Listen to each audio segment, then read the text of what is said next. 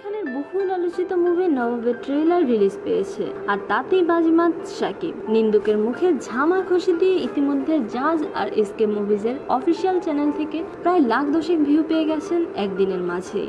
বাংলাদেশের সিনেমার ইতিহাসে এই প্রথম 4K কোনো ট্রেলার মুক্তি পেয়েছে, এরকমটাই দাবি নবাব ছবির সাথে সংশ্লিষ্ট ব্যক্তিদের।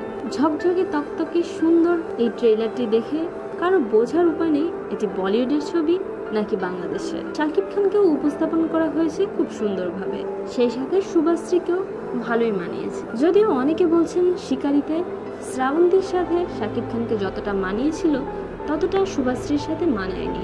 অবশ্য এর উল্টোটাও বলছেন অনেকেই। সেই সাথে শাকিব খানের ডায়লগ ডেলিভারি ও সিনেমার গানের যে অংশগুলো ঢোকানো হয়েছে সেগুলো ঠিকঠাক আছে বলে মন্তব্য করছেন অনেকে। অনেক শাকিব ভক্ত বলছেন এতটা ভালো হবে ট্রেলারটা তা তারা চিন্তা করেননি। সেই সাথে যারা শাকিব খানের অন্ধ ভক্ত না তারাও বলছেন এটা অবশ্যই আমাদের দেশের সিনেমার জন্য একটা পজিটিভ দিক। এখন আমরা সিনেমার ট্রেলার মুক্তির জন্যই অপেক্ষায় থাকি। একদিকে আমাদের দেশের সিনেমার হল সংখ্যা কমছে ভালো সিনেমার সংখ্যা, ব্যবসা সফল কোনো ছবি হচ্ছে না বললেই চলে। সে সময় কোনো ছবির ট্রেলার নিয়ে যদি দর্শক মাতামাতি করে তাহলে সেটা অবশ্যই সিনেমার জন্য পজিটিভ দিক।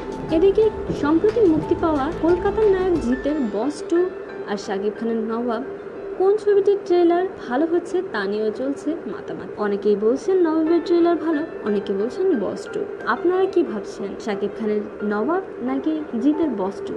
কোন ছবির ট্রেলারটি ভালো হয়েছে লিখতে ভুলবেন না কমেন্ট সেকশনে। আর শাকিব খানের নবাবের ট্রেলার নিয়ে আপনাদের যে কোনো গঠনমূলক মতামত প্লিজ শেয়ার করুন আমাদের সাথে, কারণ আপনাদের ছোট ছোট কমেন্টগুলো চোখ কেড়ে না বড় বড় তারকাদের। শোবিজের আরো নিত্য নতুন খবর জানতে আমাদের সাবস্ক্রাইব করুন, লাইক দিন এবং কমেন্ট করতে ভুলবেন না।